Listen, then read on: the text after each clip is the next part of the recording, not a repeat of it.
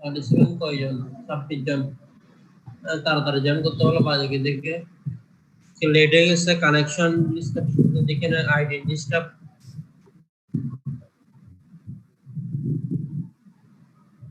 এই video on করো সবাই, ভিডিও অফ রাখবা না কেউ। আমি ক্লাসের মাঝখানে পড়া ধরবো, তোমাদের জন্য নতুন ইনস্ট্রাকশন আছে। তোমরা অনেক ধরনের ফাঁকিবাজি করতেছো। আচ্ছা, হেপাটোবিলিয়ারি সিস্টেম আমরা ওই দিন ফার্স্ট পার্ট করছিলাম, আজকে আমরা সেকেন্ড পার্ট করব। সেকেন্ড পার্ট আমরা একটু ব্রিফ করব, শর্টকাটে, এত কিছু তোমাদের লাগবে না, তাও যা না হলে নয়। ঠিক আছে, কথা বোঝা না গেলে বলবা আমাকে। Okay sir. বোঝা না গেলে বলবা। আচ্ছা, তাহলে আমরা ওই দিন যেটা বলছিলাম ডিজিজ অফ দ্য লিভার, লিভারে কি কি ডিজিজ হতে পারে, পরীক্ষার সময় অনেক ডিজিজ হতে পারে, কি কি ডিজিজ লিভারে হতে পারে। এখন এখানের মধ্যে ইনফ্লামেটরি ডিজিজ আছে, কিছু ইনফ্লামেটরি ডিজিজের মধ্যে আছে অ্যাকিউট ভাইরাল হেপাটাইটিস। ঠিক আছে, অ্যাকিউট ভাইরাল হেপাটাইটিস আমরা ওই দিন বলছিলাম কি কি hepatitis virus acute viral hepatitis করে। আবার বলতেছি অ্যাকিউট করে দুইটা, A and E, hepatitis A and E, এই দুইটা করে হচ্ছে অ্যাকিউট ভাইরাল হেপাটাইটিস। এরপর আছে ফালমিনান্ট হেপাটাইটিস। ফালমিনান্ট হেপাটাইটিস এটা অ্যাকিউট হেপাটাইটিসের একটা টাইপ। ফালমিনান্ট হেপাটাইটিস কি সেটা আমরা একটু পরে করব, ডেফিনিশনের মধ্যে করব। এটা আছে অটোইমিউন হেপাটাইটিস, মানে অটোইমিউন মেকানিজমে বডির মধ্যে আমাদের ইমিউন সিস্টেম আছে, ইমিউন সিস্টেম কাজ করে। ইমিউন সিস্টেমটা দিছে কি জন্য, সেটা হচ্ছে কোন ফরেন বডি বা বাইরে থেকে কিছু ভাইরাস ব্যাকটেরিয়া যদি বডির ভিতরে প্রবেশ করে, তাহলে ওইটাকে কিল করার জন্য বা নিউট্রালাইজ করার জন্য। হ্যাঁ, দেখা যাক বাইরে থেকে একটা ভাইরাস ঢুকলো অথবা একটা ব্যাকটেরিয়া ঢুকলো অথবা অন্য কোনো পার্টিকেল ঢুকলো, বডি ওইটাকে ফরেন হিসেবে কাজ করে, ফরেন হিসেবে আইডেন্টিফাই করে। ফরেন হিসেবে আইডেন্টিফাই করার পরে বডির যে ইমিউন সিস্টেম ওটা অ্যাক্টিভেট হয়। এখন দেখা যাচ্ছে বাইরে থেকে কোনো ফরেন বডি অথবা কোনো পার্টিকেল বডির ভিতরে প্রবেশ করে নাই, কিন্তু বডির একটা পার্টকে, বডির ভিতরে যে কোনো একটা পার্টকে, দেখা যাচ্ছে হার্ট বাল্ব অথবা যে কোনো কিছু, লিভার একটা অংশ অথবা যে কোনো কিছু একটা প্রোটিনকে বডি ফরেন হিসেবে কাউন্ট করতেছে, নিজের জিনিস কিন্তু অন্যের জিনিস হিসেবে কাউন্ট, ফরেন হিসেবে কাজ করে সে ইমিউন রিঅ্যাকশন শুরু করতেছে। এটাকে হচ্ছে অটোইমিউন। হ্যাঁ, বডির নিজের জিনিসকে এসে ফরেন হিসেবে কাউন্ট করে সে ইমিউন সিস্টেমকে অ্যাক্টিভেট করে দিয়ে যে হেপাটাইটিস হচ্ছে সেটা হচ্ছে অটোইমিউন হেপাটাইটিস। এরপর আছে অ্যালকোহলিক লিভার ডিজিজ, যেটা আমরা সবাই বুঝতেছি, যেটা মানে অ্যালকোহলিক পেশেন্টের যেটা হয়। এরপর আছে হচ্ছে মেটাবলিক লিভার ডিজিজ, লিভারের মেটাবলিজমের সমস্যা, এটা কনজেনিটাল হয় মেইনলি। এছাড়া ক্রনিক লিভার ডিজিজ আছে, chronic liver disease, chronic liver ডিজিজের কিছু টাইপ আছে। ক্রনিক লিভার ডিজিজের তিনটা টাইপ, একটা হচ্ছে chronic active hepatitis, chronic persistent hepatitis, এরপর হচ্ছে ফাইনাল স্টেজে গিয়ে সিরোসিস অফ লিভার। আচ্ছা, ক্রনিক লিভার ডিজিজ এখানে বলে রাখি, ক্রনিক লিভার ডিজিজ করে কারা কারা, কোন হেপাটাইটিস, কোন ভাইরাসগুলো, তিনটা virus B C D, hepatitis B C D, এটা ক্রনিক লিভার ডিজিজ করে গেল। এরপর আছে লিভার ফেলিয়ার। হ্যাঁ, লিভার ফেলিয়ার আবার তিনটা টাইপ, একটা হচ্ছে অ্যাকিউট লিভার ফেলিয়ার, আর হচ্ছে ক্রনিক লিভার ফেলিয়ার, আর হচ্ছে acute on chronic liver failure. Acute, chronic and acute on chronic, এই তিনটা টাইপ।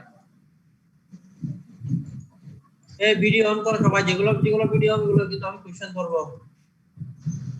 গেল।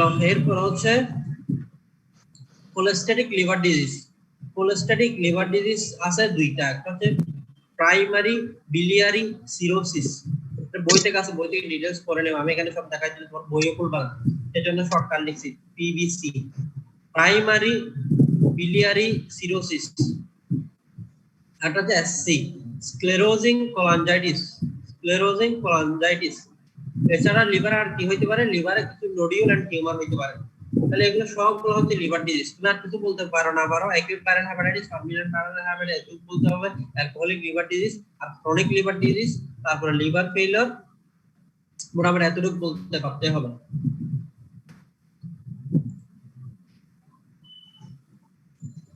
বুঝা গেছে কিনা কথা? জি স্যার। এরপর আসা হচ্ছে, এরপর আমরা কিছু ডেফিনেশন শিখবো, এগুলো আমাদের পড়ার সময় লাগবে। আমরা এগুলো না বুঝলে বাকি পড়া সব বুঝতে আমাদের কষ্ট হবে। ফার্স্ট আসো হেপাটিক এনসেফালোপ্যাথি।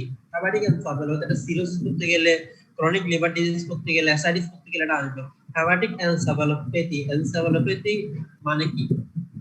এটা হচ্ছে it is defined as a spectrum of neuropsychiatric abnormalities in patients with liver dysfunction. ঠিক আছে? এনসেফালোপ্যাথি বলতে আমরা মূলত বুঝি এটা ব্রেনকে ইনভলভ করলে, ঠিক আছে, ব্রেনকে ইনভলভ করলে সেটাকে এনসেফালোপ্যাথি বলে। ব্রেনের যে কাভারিং আছে এটা যদি ইনফ্লামেশন হয় সেটাকে বলে এনকেফালাইটিস, আর ওখানে যে ইনফ্লামেশন সেটাকে বলে এনকেফালোপ্যাথি। তাহলে আমরা সহজভাবে বুঝবো হেপাটিক এনকেফালোপ্যাথি মানে লিভারের কারণে, লিভারের কোন একটা সমস্যার কারণে ব্রেনে সমস্যা হচ্ছে, এনসেফালোপ্যাথি ব্রেনে সমস্যা হচ্ছে।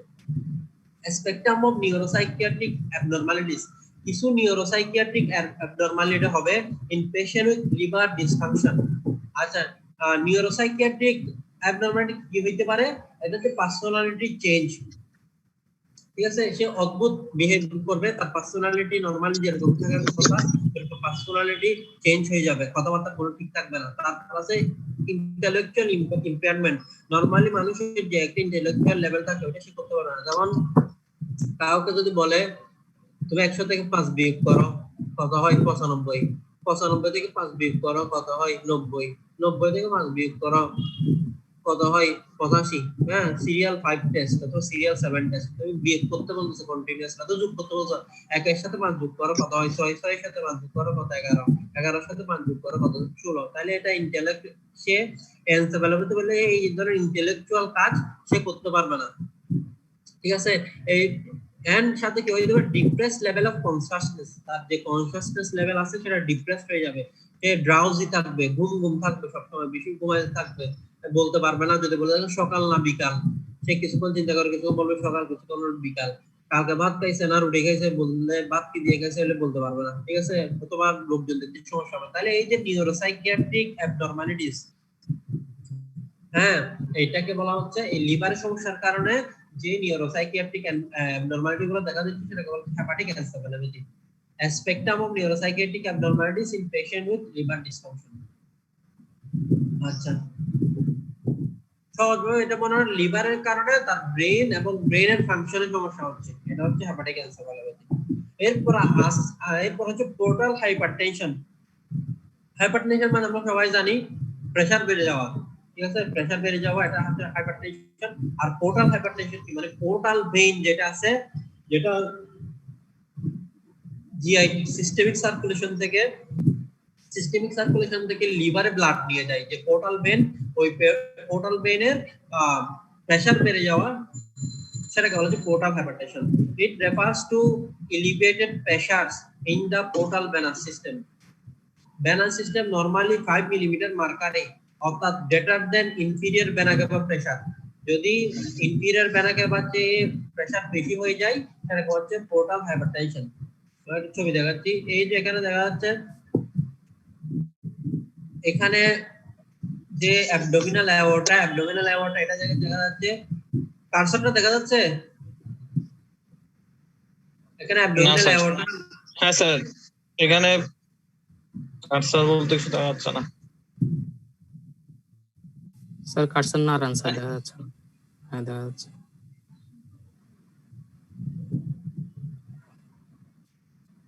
আর যাই হোক, এখানে মাঝখানে যেটা দেখা যাচ্ছে এই যে ইনফিরিয়র ভেনা ক্যাভা, ঠিক আছে, এই যে এটা অ্যাবডোমিনাল অ্যাওর্টা এটা কিন্তু এই ভেনটা ইনফিরিয়র ভেনা ক্যাভা মোটা যেটা দেখা যাচ্ছে ইনফিরিয়র ভেনা ক্যাভা।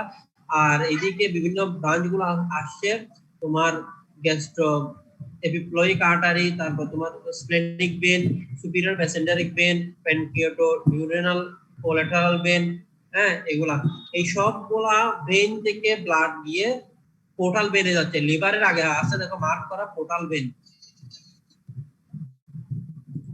এই পোর্টাল ভেন। তাহলে জিআইটির এই সবগুলা বিসারা থেকে ব্লাড গিয়ে পোর্টাল ভেনে যাচ্ছে, পোর্টাল ভেন থেকে সে লিভারে ব্লাড নিবে, এখন লিভারে আমরা বলছি সিরোসিসের কারণে অথবা কোনো কারণে লিভারের ভিতরে যে ব্লাড ভেসেল গুলো আছে ব্লাড রিসিভ করার জন্য ওগুলো ফাইব্রোসিস হয়ে ওখানে সেপ্টা ডেভেলপ করে ওই ব্লাড ভেসেল গুলো ন্যারো হয়ে গেছে।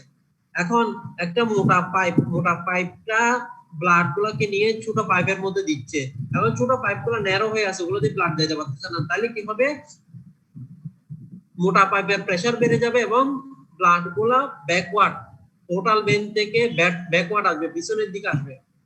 পিছনের দিকে আসার কারণে এই যে পোর্টাল হাইপারটেনশনটা ডেভেলপ করতেছে, মানে পোর্টাল ভেনের প্রেসারটা বেড়ে যাচ্ছে, ঠিক আছে? সে সামনের দিকে যেতে পারছে না। তুমি যদি ওই যে পানি ধুই পাইপ দিয়ে, লম্বা পাইপ দিয়ে কার ধুই, হ্যাঁ, গাড়িগুলা ধুই, মোটরসাইকেল ধুই, তাহলে দেখবা ধোয়ার সময় কি পাইপের মাথাটা চাপ দিয়ে ধরলে ওটার পানিটার প্রেসার বাড়ে, পানিটা অনেক দূর পর্যন্ত যায়,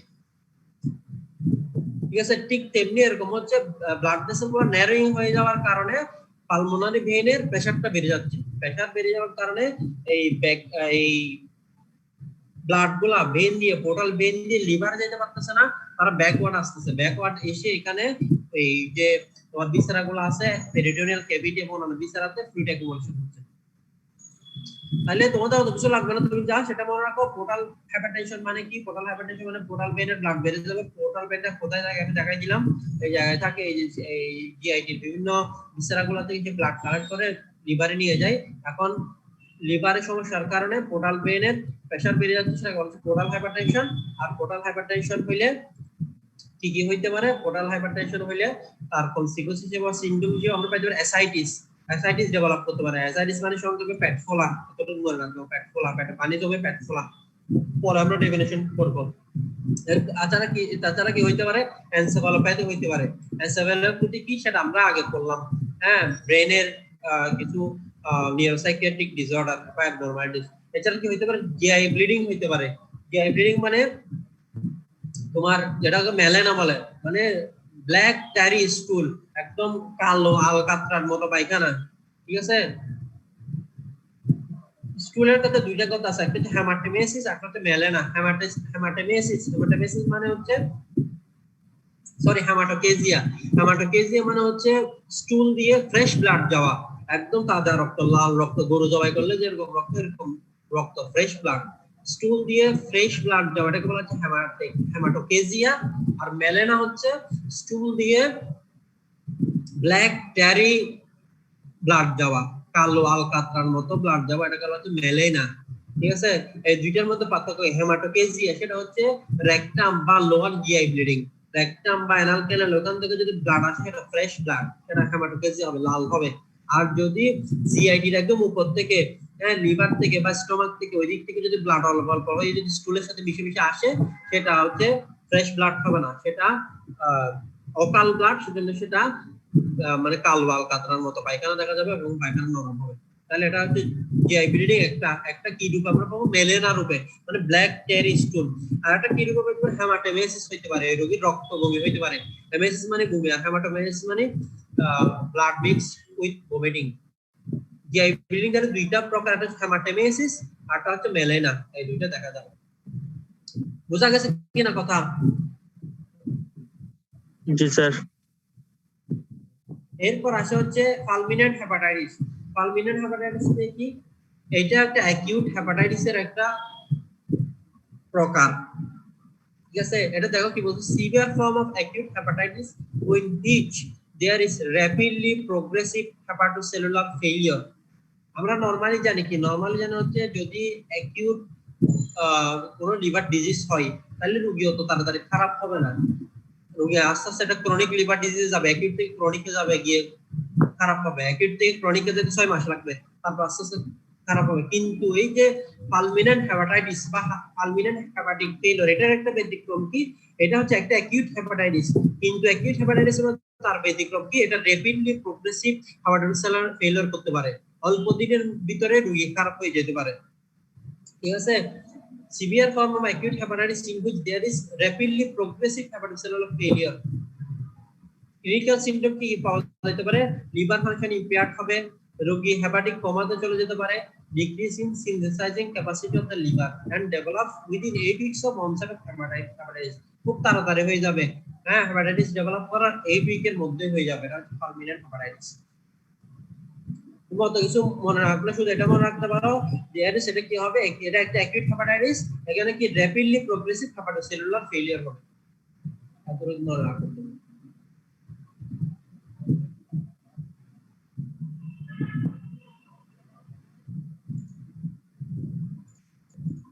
এরপর আছে দেখো অ্যাসাইটিস। অ্যাসাইটিস মানে কি?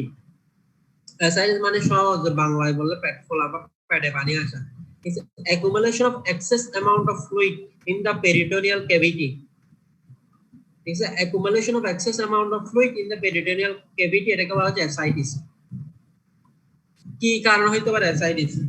সংক্ষেপে বললে আমরা যদি বলি এটা এমবিবিএস এর পড়াশোনা হয়ে যায়, তারপরে তোমরা দাঁতের ডাক্তারি করো, হলে সবকিছু তোমাদের দাঁতের উপর কোশ্চেন করবে এরকম না, পেশেন্ট পার্টে এসে অনেক কিছু কোশ্চেন করবে, তারপরে তুমি হয়তো আনসার দিতে না পারলে অথবা তোমার আত্মীয় স্বজন জিজ্ঞেস করবে, রিপোর্ট পাঠাবে, এটা পাঠাবে, সেটা কিন্তু না পারলে বলতে আরে ও তো দাঁতের ডাক্তার, ও তার কিছু পারবে, ও দাঁত দিয়ে বুঝে, আর কিছু বুঝে না। ঠিক আছে? অ্যাসাইটিস বা বডিতে যে কোনো জায়গায় পানি আসার বা ফোলার মেইন তিনটা কারণ তুমি ভাগ করতে পারো, যেটা হচ্ছে নন ইনফেক্টিভ কজ। একটা হচ্ছে যদি লিভারে কোনো ধরনের কোনো সমস্যা হয়, আরটা হচ্ছে হার্টে কোনো ধরনের সমস্যা হইলে, আরটা হচ্ছে কিডনিতে কোনো ধরনের সমস্যা হইলে। তিনটে মেজর অর্গানে প্রবলেম হইলে ইডিমা বা অ্যাসাইটিস অথবা লেগ সোয়েলিং এগুলো ডেভেলপ করতে পারে। একটা হচ্ছে হার্ট ফেলিয়ার, লিভার ফেলিয়ার, আর হচ্ছে রেনাল ফেলিয়ার, দুটো রেনাল ইমপ্যান্ডমেন্ট। এখানে আমরা same cause of ascites, cause of ascites কে আমরা দুই ভাগে ভাগ করছি, একটা হচ্ছে হেপাটিক, আরটা হচ্ছে extra hepatic. Hepatic, extra hepatic. Hepatic কজের মধ্যে মোস্ট সবচেয়ে বেশি হচ্ছে 85% অ্যাসাইটিস হয় সিরোসিস অফ লিভারের কারণে, লিভার সিরোসিসের কারণে। আর কি কি কিছু অ্যালকোহলিক পেশেন্টের হয় অ্যালকোহলিক হেপাটাইটিস আর বার্ড চিয়ারি সিনড্রোম, এগুলোর কারণে অ্যাসাইটিস হতে পারে, এগুলো হচ্ছে হেপাটিক কজ। আর এক্সট্রা হেপাটিক কজ কি আছে যেগুলো বললাম, হেপাটিক ফেলিয়ার আর নেফ্রোটিক সিনড্রোম।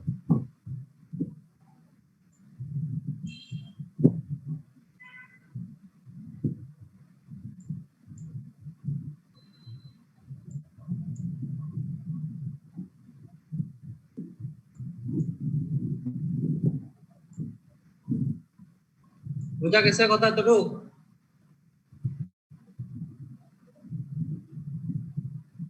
কারো কোনো আওয়াজ নাই? জি স্যার, গেছে কি যায় না? বুঝা গেছে স্যার, বুঝা গেছে স্যার।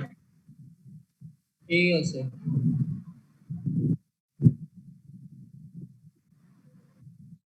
এরপর আসা হচ্ছে, এরপর আমরা হেপাটিক ফেলিয়ার বা লিভার হেলথ ফেলিয়ার নিয়ে পড়বো। Hepatic failure মানে কি? Hepatic failure occurs when large parts of the liver damaged beyond repair and the liver is no longer able to function. ঠিক আছে? আমরা জানি কি লিভার হেপাটোসাইট গুলা এগুলার একটা জেনারেটিং ক্যাপাসিটি আছে। এরা স্টেবল সেল হইলো এরা একটা লেভেল পর্যন্ত ক্যাপাসিটি করতে পারে। মানে তুমি যদি দেখা যাচ্ছে কারো কারো লিভার ট্রান্সপ্ল্যান্ট করে, লিভার ট্রান্সপ্ল্যান্ট করে মানে কি পুরো লিভার একজনটা কেটে আরেকজনকে ট্রান্সফার করে এরকম না, লিভারের একটা পার্ট রাইট লোবটা ট্রান্সফার করে, তাহলে একটা লোব ট্রান্সফার করে দেখা যায় ওই লোবটা আস্তে আস্তে আস্তে আবার রিজেনারেশন হচ্ছে। ঠিক আছে? তাহলে একটা লেভেল পর্যন্ত লিভার সেল গুলাকে রিজেনারেশন করতে পারে, কিন্তু এই ওই লেভেলের বাইরে চলে গেলে সেটাকে আমরা হেপাটিক ফেলিয়ার বলবো। occurs when large parts of liver damage, লিভারের লার্জ পার্ট ড্যামেজ হয়ে যাবে, কতটুকু পরিমাণ? ওই পরিমাণে ড্যামেজ হয়ে যাবে, রিপেয়ার আর পসিবল হবে না। নরমালি একটা লেভেল পর্যন্ত ড্যামেজ হলে লিভার সেটাকে নিজে নিজে রিপেয়ার করতে পারে, কিন্তু যখন ওই লেভেলে চলে যাবে যে লিভার আর নিজে নিজে রিপেয়ার করতে পারতেছে না এবং লিভার নরমাল ফাংশন চালাইতে পারতেছে না, তখন সেটাকে আমরা বলবো হেপাটিক ফেলিয়ার। হেপাটিক ফেলিয়ার তিন type: acute liver failure, acute hepatic failure, chronic liver failure, acute and chronic liver failure.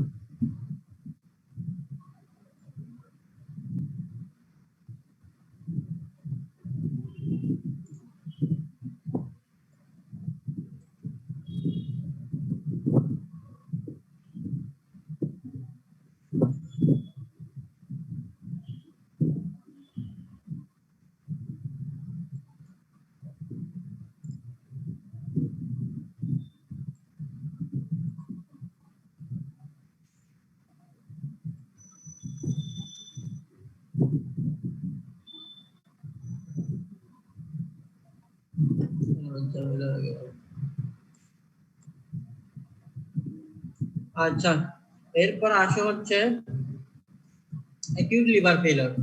Acute liver failure কি?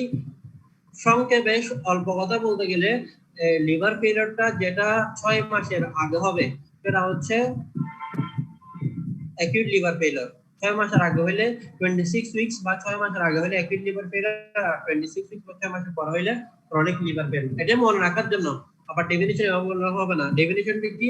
It is defined as a liver disease that produces hepatic encephalopathy and coagulopathy within 26 weeks of initial liver injury in absence of pre-existing liver injury.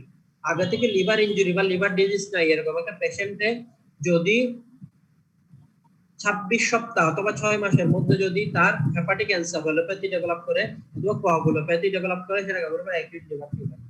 R encephalopathy মানে কি আমরা বলছি একটু আগে। Coagulopathy মানে কি? Coagulopathy মানে হচ্ছে লিভার তো ক্লটিং ফ্যাক্টর গুলা সিনথেসাইজ করে, আমরা জানি, ওইদিনও বলছিলাম লিভার ফাংশন ক্লটিং ফ্যাক্টর গুলা সে করে এই তোমার সিনথেসাইজ করে। এই ক্লটিং ফ্যাক্টর গুলা কি করে? ব্লাডকে তোমার জমাট বাঁধতে সহায়তা করে। এখন যদি এই ক্লটিং ফ্যাক্টর গুলো যদি সিনথেসিস করতে না পারে, ঠিকঠাক মতো করতে না পারে, তখন যেটা হয় সেটা হচ্ছে কোয়াগুলোপ্যাথি। ঠিক আছে, কোয়াগুলোপ্যাথি। এরপর cause of acute liver failure. Cause of acute liver failure কি কি আছে? ওই দিনও বলছিলাম ভাইরাল হেপাটাইটিস। ভাইরাল হেপাটাইটিস এর মধ্যে আছে এ এবং ই। হেপাটাইটিস এ আর ই, এটা এছাড়া আছে অটোইমিউন হেপাটাইটিস। এছাড়া কিছু ড্রাগ এন্ড টক্সিন আছে। ড্রাগের মধ্যে আছে প্যারাসিটামল, অ্যানাসেট। অ্যানাসেট মানে কি? ব্যথার ওষুধ আমরা যেগুলো খাই, অ্যানাসেট। এছাড়া অ্যান্টিডিউরেটিক ড্রাগ গুলো আছে। অ্যান্টিডিউরেটিক ড্রাগের মধ্যে কি? আইসোনিয়াজাইড,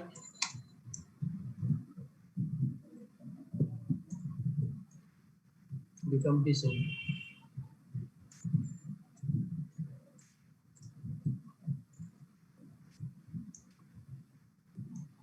প্যারাসিটামল, অ্যানাসেট, আইসোনিয়াজিড, রিফাম্পিসিন, পাইরিজেনামাইড। ঠিক আছে,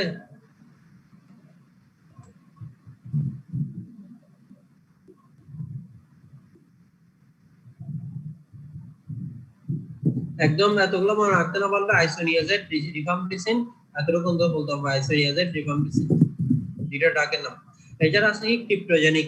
ক্রিপ্টোজেনিক মানে ওই দিন আমরা বলছিলাম 10 to 15% এর কজ জানা যায় না, এটাকে বলা ক্রিপ্টোজেনিক। আদার ডিজিজ কি কারণে লিভার ফেলিওর হতে পারে? Wilson disease, Budd Chiari syndrome.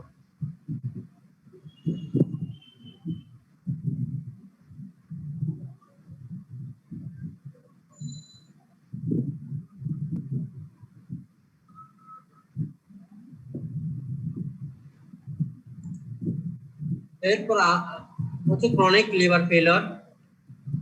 Liver disease that produces hepatic encephalopathy and or ascites when functional capacity of liver cannot be maintained.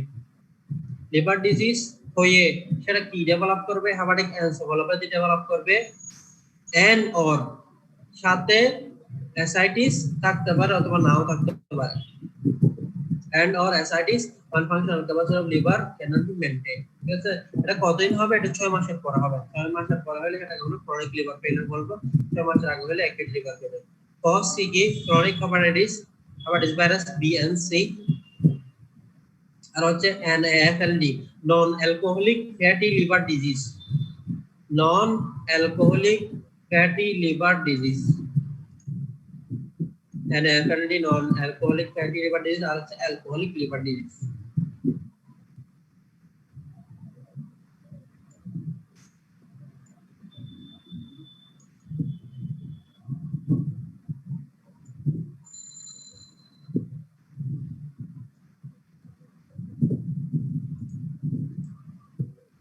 এরপর আসো হেপাটোবিলিয়ারি টিউমার। হেপাটোবিলিয়ারিতে কি কি টিউমার হইতে পারে? দুই ধরনের টিউমার হইতে পারে। একটা হচ্ছে প্রাইমারি, এটা হচ্ছে প্রাইমারি টিউমার, আর একটা হচ্ছে সেকেন্ডারি টিউমার। প্রাইমারি টিউমারকে আবার আমরা দুই ভাগে ভাগ করছি, একটা হচ্ছে বিনাইন টিউমার, একটা হচ্ছে ম্যালিগন্যান্ট টিউমার। ঠিক আছে, প্রাইমারি টিউমার দুই ভাগে, একটা হচ্ছে বিনাইন টিউমার, একটা হচ্ছে ম্যালিগন্যান্ট টিউমার। বিনাইন টিউমার মধ্যে আছে hepatocellular adenoma, cavernous হেমানজিওমা। Hepatocellular adenoma, cavernous হেমানজিওমা। এরপর আছে হচ্ছে ম্যালিগন্যান্ট টিউমার। আমি এরপর জিজ্ঞেস করবো, হ্যাঁ আমি দেখে দেখে বলতে হবে আমাকে এরপরে ক্লাস অল্প আর কিছু নেই, অল্প করার আগে যে বলতে পারবে নোট থেকে বা দেখে দেখে যে কোনো ভাবে বলতে পারবে সে পার্সেন্টেজ পাবে, যে বলতে পারবে না সে পার্সেন্টেজ পাবে না।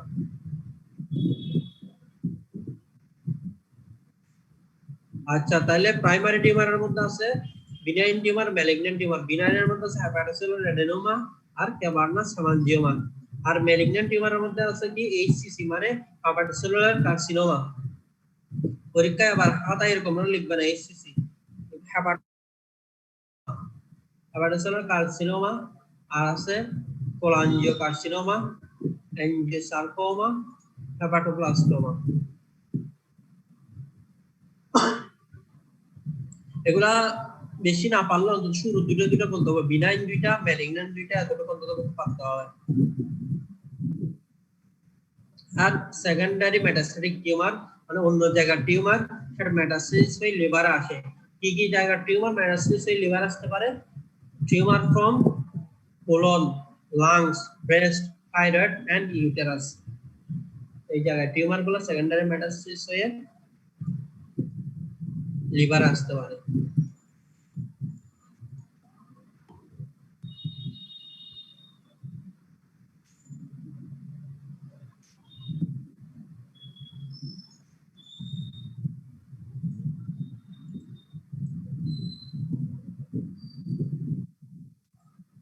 আচ্ছা এরপর আমাদের গল ব্লাডারটা বাকি আছে। গল ব্লাডারটা আমরা কল করার পর নিব। এখন ভিডিও অফ করে করে আছে কে কে?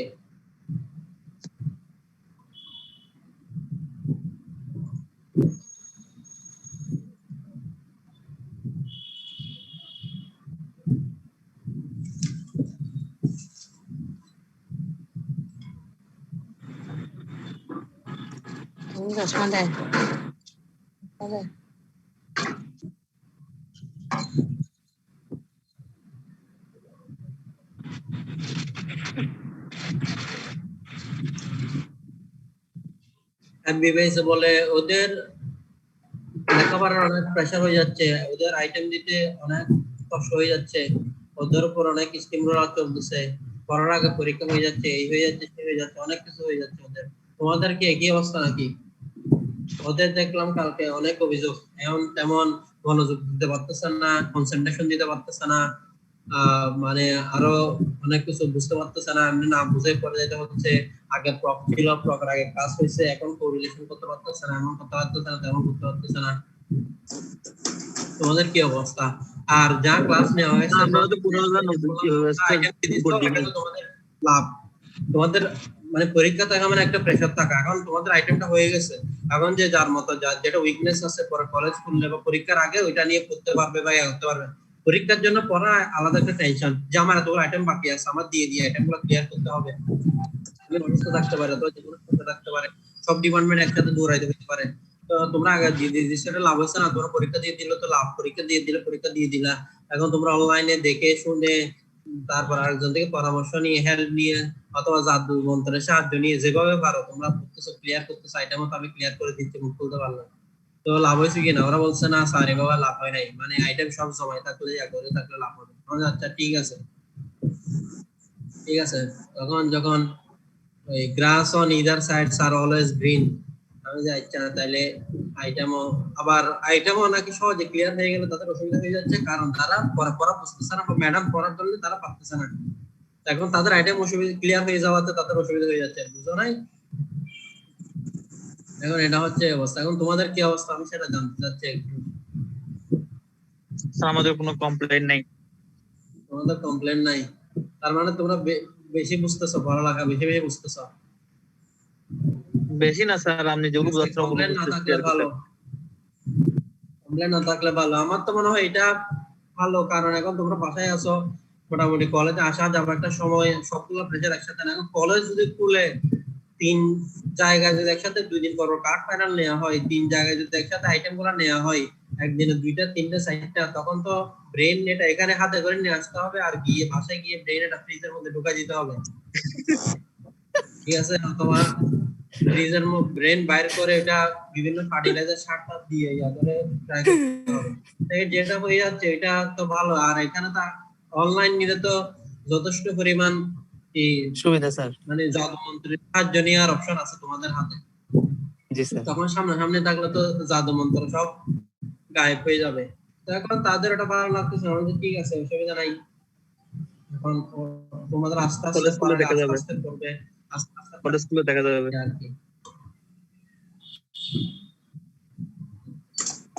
পড়ালেখা না করলে দুনিয়াদারি অনেক কিছু মনে হবে, বুঝতেছি না, মন বসতেছে না, অনেক ক্ষতি হয়ে যাচ্ছে, ফিউচার অন্ধকার, এমন না তেমন না, তখন অনেক কিছু মাথায় ঘুরবে। পড়ালেখা করলে মাথা থেকে এগুলা বাইরে যাবে। ঠিক আছে, রোল 2।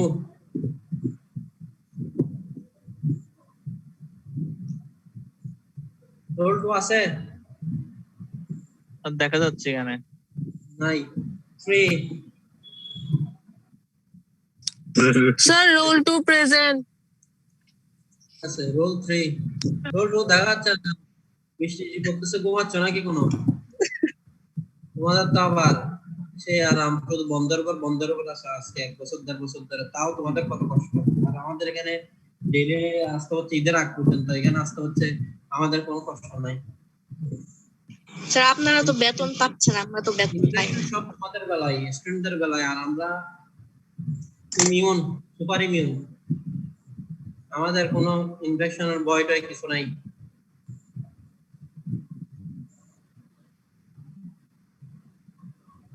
ঠিক আছে, roll 3। Roll 4। Present sir. Roll 4। Present sir. Roll 5। Present sir. Roll 6। Present sir. 7। Present sir. 8। Present sir. এই ভিডিও অন করে দিবে সবাই, একজন আরেকজন আইডি ঢুকে দিবে না। আর হচ্ছে এখন তো কলেজ বন্ধ, দিনের 9টা 10টা পর্যন্ত ঘুমাও, সারাদিন ঘুমাবো না, বুঝছো? সারাদিন ঘুমাইলে কি হবে, ওই ওদের যে অবস্থা হচ্ছে, মাথা মাথা ঘুরবে, সারাদিন কেমন কেমন লাগবে দিশা হবে না। কারণ কি, বডিতে স্টেরয়েড রিলিজ হয়।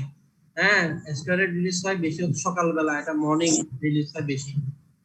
এটা আল্লাহ তাআলা বিচার করতেন। তো স্টেরয়েড গুলো রিলিজ হয় মর্নিং, ওগুলো মেটাবলিজম করতে হবে। সকালবেলা উঠে কাজকর্ম করে, পড়াশোনা করে, যা করে ওই স্টেরয়েড গুলো হজম করতে হবে, রিলিজ করতে হবে। এখন পরে ঘুমাইলে ওগুলা কি, স্টেরয়েড গুলা মেটাবলিজম হবে না, কাজকর্ম না করলে ওদের থেকে যাবে। তো স্টেরয়েড গুলা সারাদিন ঘুরবে বডির মধ্যে, মাথার মধ্যে ঘুরবে, তারপর কাজকর্ম ভালো লাগে না, শরীর নেজনেজ করে, এটা করতে বলে প্রথম করা মাথায় ঢুকে না, এটা করলে এমন লাগে না, খাবার খাইলে তিতা লাগে, অমুক লাগে তমুক লাগে। আর পড়া যেটা 15 মিনিট পড়া, সেটা 50 মিনিট করতে হবে, কারণ ওই স্টেরয়েড গুলা ঘুরে ঘুরে ঘুরে ঘুরে তাকে ওই জাদুটোনার মধ্যে রাখবে।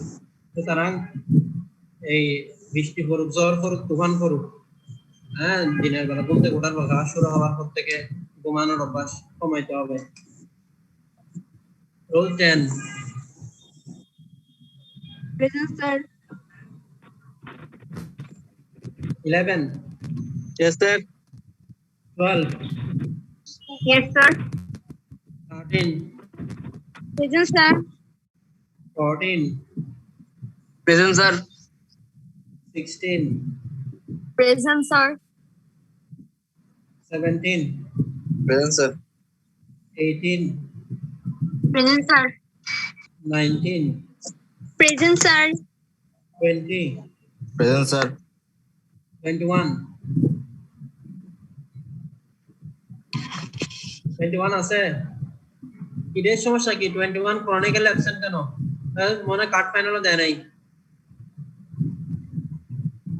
এত সহজ কার্ড ফাইনাল মিস করলো। আমি তো ভাবছি মনে মনে তোমাদের অনেক অভিযোগ যে তোমাদের সাথে ক্যাটারমেন্ট করি, সে কার্ড ফাইনালে যে মুখ তুলতে পারবে তাকে পাস করাই দিব। আচ্ছা, সেই হিসেবে আমার বোর্ডে সবাই পাস, মুখ তুলতে পারলে পাস।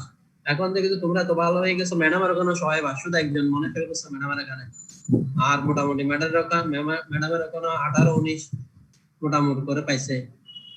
তো আমি বলছি এরা তো লেখাপড়া অনেক করতেছে দেখতেছি, এত সহজ লেখাপড়া সহজ আইটেম এটা কাটতেনাটা ক্লিয়ার করলো না কেন? অসুস্থ সে, কি সমস্যা তার? জি স্যার অসুস্থ। অসুস্থ হলে ইনফর্ম করতে বলবা, ম্যাডাম যাবো ইনফর্ম করতে বলবা যে ম্যাডাম আমি অসুস্থ ছিলাম, ক্লাসে অ্যাটেন্ড করতে পারতেছি না বা পরীক্ষাটা দিতে পারি না, ইনফর্ম করে রাখলে ভালো। 22, present sir. 23, present sir. 24, present sir. 25, present sir. 26, 26, 27, Present, sir. 28, Yes, sir. 29, present sir.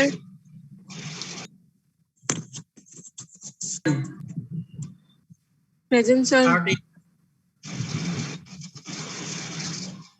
31, present sir. 32, row 32, present sir. Class gall bladder.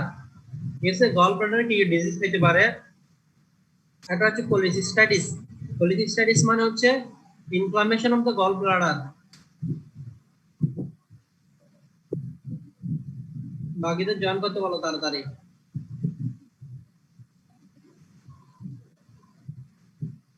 Gall bladder cholecystitis মানে হচ্ছে inflammation of the gall bladder. এটা কিন্তু important, জিজ্ঞেস করে। Cholecystitis দুই প্রকার, একটা হচ্ছে অ্যাকিউট কোলিসিস্টাইটিস আর একটা হচ্ছে ক্রনিক কোলিসিস্টাইটিস। এটা নিয়ে আরেকটা পড়া হবে। এরপর হচ্ছে তোমার কোলিলিথিয়াসিস। কোলিলিথিয়াসিস মানে হচ্ছে স্টোন লিথ। লিথ মানে হচ্ছে স্টোন, পাথর, লিথ। তাহলে কোলিলিথিয়াসিস মানে হচ্ছে stone in the gall bladder. Cholecystitis মানে inflammation of the gall bladder, আর কোলিলিথিয়াসিস মানে stone in the gall bladder.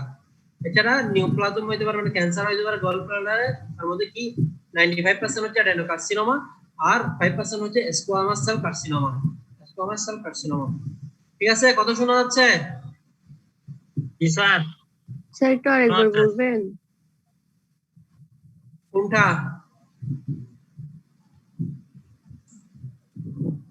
কোনটা আবার বলবো? ডিজিজ অফ দ্য গল ব্লাডারের মধ্যে আছে কোলিসিস্টাইটিস। কোলিসিস্টাইটিস মানে হচ্ছে inflammation of the gall bladder.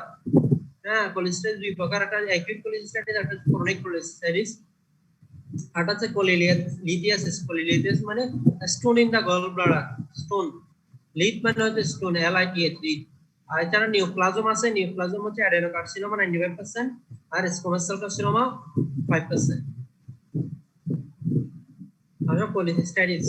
Cholecystitis মানে হচ্ছে inflammation of the gall bladder. Acute cholecystitis মানে কি? Acute inflammation of the gall bladder is termed as acute cholecystitis. এটা ফিমেলদের বেশি হয়।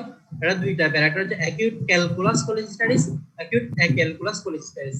মানে যদি ক্যালকুলাস আমাদের কারণে বুঝছেন না, ওখানে স্যার আইটেম দেখলাম যে দুইটা হবে, মানে প্রথম ক্লাসেরটা একটা, সেকেন্ড ক্লাসেরটা একটা। এখন স্যার আইটেমটা আলাদা আলাদা হবে? হ্যাঁ, আইটেম আলাদা আলাদা হবে। তোমাদের শিডিউল দিছি না? হ্যাঁ স্যার। শিডিউল যেটা দিছি ওইটা অনুযায়ী হবে আর কি। এটা ওকে স্যার। পাঠাইলাম ওইটা। আইটেম শনিবারে হচ্ছে তোমাদের নেক্সট ক্লাস হবে শনিবারে। তো শনিবারে ক্যাপাবিলিটি 1 মানে এর আগে ক্লাসে যা পড়েছি তা টপিক লিখা আছে, আর আজকে যা পড়াচ্ছি তা হচ্ছে ক্যাপাবিলিটি 2 তে হবে। জি স্যার। আর ডেট শিডিউল সব দেয়া আছে। আচ্ছা, অ্যাকিউট ক্যালকুলাস কোলিসিস্টাইটিস মানে যদি স্টোনের কারণে, পাথরের কারণে, গল ব্লাডার পাথরের কারণে যদি কোলিসিস্টাইটিস হয়, সেটাকে বলা হচ্ছে অ্যাকিউট ক্যালকুলাস কোলিসিস্টাইটিস। এটা 90% কেসে কোলিসিস্টাইটিস পাথরের কারণে হয়, গল ব্লাডারে স্টোন জমার কারণে হয়।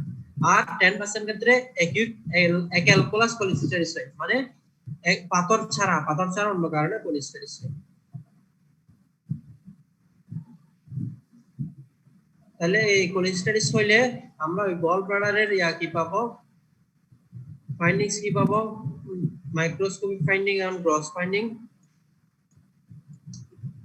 গ্রস ফাইন্ডিং, হ্যাঁ গ্রস ফাইন্ডিং এ পাবো gall bladder is usually enlarge and tense, এটা এনলার্জ হয়ে যাবে, সাইজে বড় হবে gall bladder, with bright red or green black discoloration. In the acute case, a stone usually present in the neck of the gallbladder. Or microscopic কি পাবো, infiltration of acute inflammatory cell in all layer. Acute inflammatory cell থাকবে, তার মানে neutrophil থাকবে all gallbladder all layer। তাহলে এই স্লাইডটা important, এটা খুব ইম্পর্টেন্ট ভাইবার জন্য, সবকিছুর জন্য gallbladder মধ্যে এটা ইম্পর্টেন্ট। এরপর chronic cholestasis may be the sequel to repeated bouts of mild to severe acute cholestasis, but in many instances it develops without any antecedent history of acute relapse। মানে হচ্ছে এটা acute cholestasis কেউ হইলো, এটা পাথর আছে, কেউ অপারেশন করাইলো না, ওষুধ খাই থাকলো, ভালো হয়ে গেল, আবার কয়দিন পর আবার হলো, কয়দিন পর আবার হলো, এটা বলতে repeated bouts of mild to severe acute cholestasis, এটা থেকে পরে chronic cholestasis ডেভেলপ করে, এটা হচ্ছে কথা।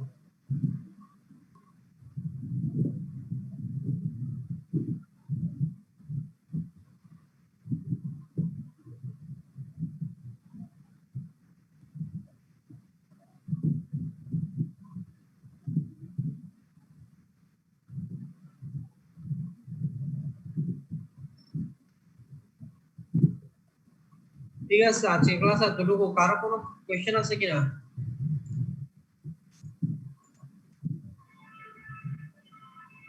কারো কোনো কোশ্চেন আছে কিনা? স্যার মেলেনাটা কেন হয় এটা আরেকবার বলবেন? মেলেনাটা বুঝি নাই। স্যার মেলেনা যেটা হচ্ছে ডিজিজ, এটা কেন হচ্ছে এটা আরেকবার বলবেন? শোনা যাচ্ছে না তোমার কথা, কি আরেকবার বলবো কোনটা? স্যার মেলেনা, মেলেনা হচ্ছে এটা ব্লাডটা তোমার হচ্ছে স্টুলের সাথে ব্লাড যাবে, ওই ব্লাডটা কিরকম হবে, ওটা হচ্ছে ব্ল্যাক টেরি স্টুল, মানে কালো আলকাতরার মতো পায়খানা হবে, পায়খানাটা নরম হবে এবং ব্ল্যাক টেরি হবে, কালো আলকাতরার মতো। ঠিক আছে, কিন্তু স্যার কেন, হ্যাঁ কেন স্যার এটা? কারণ স্যার এই যেটা হচ্ছে হেমাটোফেজিয়া, ওইটা দিয়ে তো স্যার ফ্রেশ ব্লাডটা যাচ্ছে, হ্যাঁ, বাট ওই যেটা হচ্ছে মেলেনা, ওইটা দিয়ে কেন স্টুলটা ব্ল্যাকিশ হচ্ছে? মানে এই জিনিসটা এরকম কেন হচ্ছে? দুটার মধ্যে ডিফারেন্স কি স্যার? হেমাটোকেজিয়া হচ্ছে এটা লোয়ার জিআইটি, এটা রেকটাম ব্যানাল ক্যানাল, মানে ওই জায়গা থেকে ব্লিডিংটা হয়ে ওইটা মানে স্টুল পাসের সময় প্রেসারের কারণে ওই জায়গা থেকে ব্লিডিংটা হয় এবং এটা সাথে সাথে চলে আসে, সেজন্য সেটা ব্রাইট রেড ফ্রেশ সেজন্য। এখন একটা ব্লাড তুমি যদি কোনো জায়গায় রেখে দাও, এটা যদি 2 ঘন্টা 3 ঘন্টা 4 ঘন্টা 5 ঘন্টা 5-6 ঘন্টা পরে ব্লাডটা অটোমেটিক ক্লট হয়ে ব্লাডটা ব্ল্যাক হয়ে যাবে, কালো হয়ে যাবে। ঠিক আছে, মেলানাতে যেটা হচ্ছে সেটা আপার জিআই ব্লিডিং, মানে জিআইটির উপরের দিক থেকে হয় স্টোমাক থেকে আসতেছে অথবা জিআইটির কোন একটা জায়গা, ডিউরেনাম জেজুনাম কোন একটা জায়গা থেকে আসতেছে এবং সেটা সাথে সাথে বের হয়ে যাচ্ছে না, সেটা ওখানে এসে আস্তে আস্তে একটু একটু একটু একটু ব্লিডিং হচ্ছে। তো যখন সাথে স্টুল গুলো আস্তে আস্তে স্টুল জমা হচ্ছে, স্টুলের সাথে মিক্স হচ্ছে, মিক্স হয়ে দেখা যাচ্ছে সারাদিন মিক্স হচ্ছে, কিন্তু যে এই টাইমে মানে টয়লেট করতেছে বা স্টুল পাস করতেছে ওই টাইমে টয়লেটের সাথে এই ব্লাড গুলো বের হচ্ছে, এগুলো হচ্ছে মানে বাসি যেটাকে বলা আর কি, বাসি ব্লাড মিক্স হয়ে থাকতেছে, সেই কারণে এটা হচ্ছে ব্ল্যাক ট্যারি। হ্যাঁ, মেলানার ক্ষেত্রে ব্ল্যাক ট্যারি হয়, এটা আপার জিআই ব্লিডিং হয়, এটা ফ্রেশ ব্লাড না, এটা কন্টিনিউয়াস একটু একটু একটু একটু করে কখনো অ্যামাউন্ট বেশি কখনো অ্যামাউন্ট কম ব্লিডিং হইতেই থাকে, ওটা স্টুলের সাথে মিক্স হয়, মিক্স হয়ে আস্তে আস্তে আস্তে আসে, সেজন্য এটা হচ্ছে ব্ল্যাক ট্যারি। বুঝা গেছে কথা? জি স্যার, বুঝতে পারছি। আর কারো কোনো কোশ্চেন?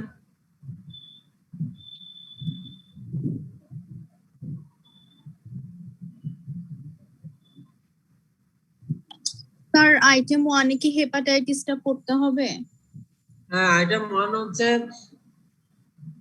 সবচেয়ে ইম্পর্টেন্ট যেটা লাগবে সেটা হচ্ছে জন্ডিস।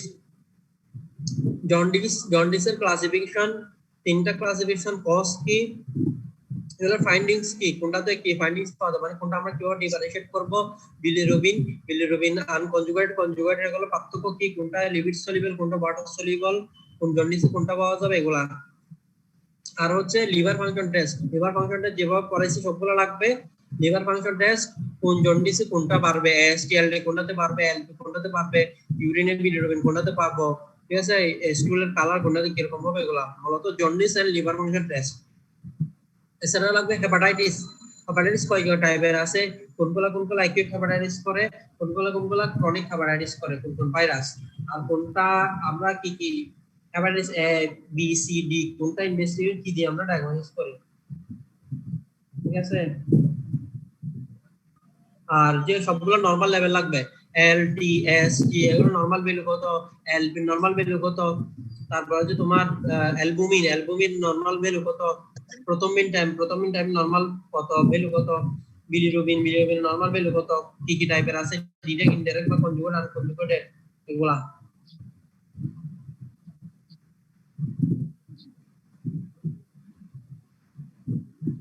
আর হচ্ছে ওই হেপাটাইটিস যেটা আছে, অ্যাকিউট হেপাটাইটিস এর কজ, ক্রনিক হেপাটাইটিস এর কজ, এটাও থাকবে। Acute hepatitis and chronic hepatitis এর পর্যন্ত ফার্স্ট আইটেমে। আর সেকেন্ড আইটেমে থাকবে আজকে গল ব্লাডারে জাম্প করানো হলে গল ব্লাডারের গুলা, তারপর হচ্ছে টিউমার, এই লিভারে কি টিউমার হয় এগুলা, আর হচ্ছে হেপাটোবিলিয়ারি ডিজিজ, কি ডিজিজ আছে ডিজিজের নামগুলা, এবং acute liver failure and chronic liver failure.